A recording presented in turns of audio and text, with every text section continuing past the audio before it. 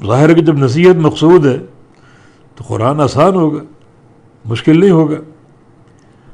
اگر ایک نصیحت کرنے والا نصیحت کرے کسی کو اور اس کا انداز، اس کے الفاظ ایسے ہوں جو اسے پلے ہی نہ پڑے، تو اس نصیحت کا فائدہ کوئی نہیں، وہ نصیحت لغو ہوگی۔ تو اللہ رب العزت نے اس قرآن کو آسان بنایا کیونکہ مقصود لوگوں کی نصیحت ہے، تاکہ لوگ اس سے نصیحت پکڑیں۔ تو قرآن مشکل نہیں ہے، لفظ بھی آسان ہے، معنی بھی آسان ہے۔ اس قدر اس کے الفاظ آسان ہیں کہ اس امت میں کروڑوں ایسے لوگ موجود ہیں جنہوں نے پورا قرآن حفظ کیا ہوا ہے، بچے بھی، بڑے بھی، بوڑھے بھی، حافظین قرآن۔ دنیا بھر میں اسی کتاب کو یہ اعجاز حاصل ہے کہ اس قدر اس کو حفظ کیا گیا، اتنے اس کے حفاظ موجود ہیں، اور یہ مقام دنیا کی کسی کتاب کو حاصل نہیں ہے۔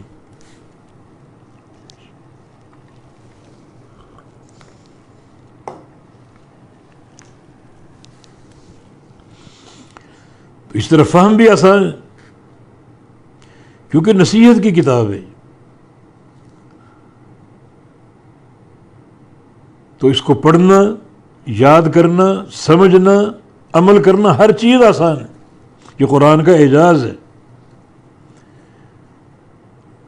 قرآن حکیم بطور معجزہ کے قیامت تک موجود رہے گا۔ وہ لوگ غلطی پر جو کہتے ہیں قرآن مشکل ہے، اس کو پڑھنے کے لیے 16 اور 18 علوم کی ضرورت ہے۔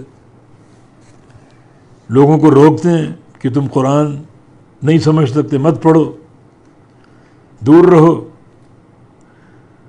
بڑی مجرمانہ ایک خصلت ہے، مجرمانہ فعل۔ اللہ تعالیٰ دعویٰ کر رہا ہے کہ ہم نے اس کو آسان بنایا،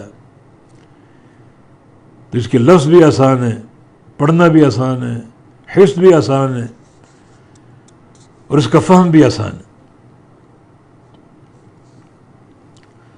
تو وَلَقَدْ يَسَّرْنَا الْقُرْآنَ، اور البتہ تحقیق آسان بنائے ہم نے قرآن کو، لذکر نصیحت کے لیے، فَهَلْ مِن مُدَّكِرٍ، پس ہے کوئی نصیحت لینے والا، نصیحت قبول کرنے والا یا نصیحت حاصل کرنے والا، ہے کوئی؟